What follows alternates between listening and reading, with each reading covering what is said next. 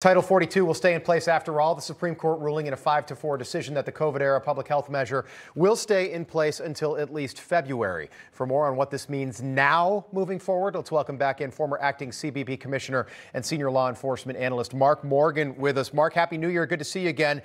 We knew this was a possibility all along. The Supreme Court waiting until the 11th hour, but ruling in a tight decision that Title 42 will stay in place.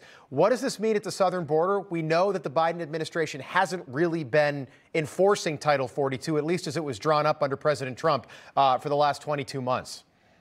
Yeah, Rob, that's right. Look, you and I have talked about this. I was cautious and skeptical on which side the Supreme Court was going to come down on this because of some recent decisions over the past year, 18 months. Nonetheless, this was the right decision. And Rob, I think it's important. There's a couple procedural elements to this. The first stay by the Supreme Court just said, hey, hold on a second. We need a little bit more time to look at the merits of the case filed by 19 states against the Biden administration to take a look at the D.C. lower court decision that said Title 42's got to go. What's important with this current decision is, because the Supreme Court generally does, is they looked at the merits that the 19 states have of their case, and they said, hey, they're more than likely to win on this case, and that's why they granted this permanent stay. So this is a very important decision for those reasons. But look, Rob, as you and I also discussed, with or without Title 42, it's going to make a little difference with respect to the fact we're already in the worst unmitigated self-inflicted crisis that we've had in our lifetime on our southern border. Good point. As you said, the past 2 years, Title 42 has been in place. This administration has not fully implemented it. So although once Title 42 goes away eventually, it'll make the crisis worse, let's not forget we're already in the middle of the crisis. Okay, so Newsmax, Fox, we've been covering this border crisis since January 2021 when Joe Biden took the oath of office. Crisis did not exist prior to that, certainly like it is right now.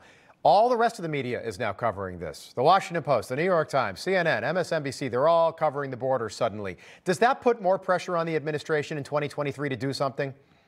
Yeah, I think it does, because what's happening now that you've got some elements of the mainstream media, Rob, that are finally joining the party, like you said, that Fox and Newsmax has for the past 2 years, is I think it's awakening a larger portion of the American people that maybe didn't fully understand why every state is a border state, why that border security should be a kitchen table issue for elections, that it should have been. And unfortunately, I don't think it was this past election, because the administration has been able to lie. The mainstream media, for the large part, has covered up for this administration. But now, with the disaster that's going on as it's increasing, it's impossible to cover it up anymore. You just can't do it, and I think it's going to have an impact. Mark, as we close out the year here, can you put into context what we've witnessed over the last 22 months at the border?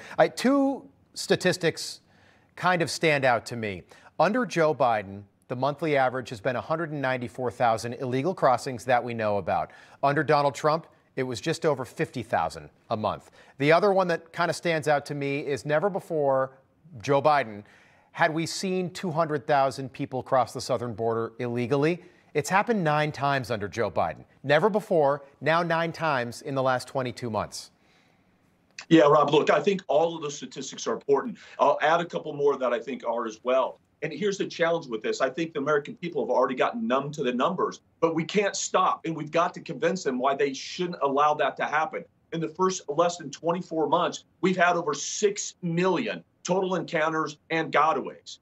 Those numbers are staggering. As you said, even Poland is not experiencing that, and they're next to a country that's involved in a war with Russia. Right. And look, part of that 6 million is also important. The next number that I think is critical is the gotaways. Look, there's been over 1.2 million gotaways. Illegal aliens have avoided apprehension and now call the United States home. And why is that number so important to every citizen in this country? Because among the 1.2 million gotaways, Rob, we talked about, that's where the criminals are. That's where the potential national security threats are.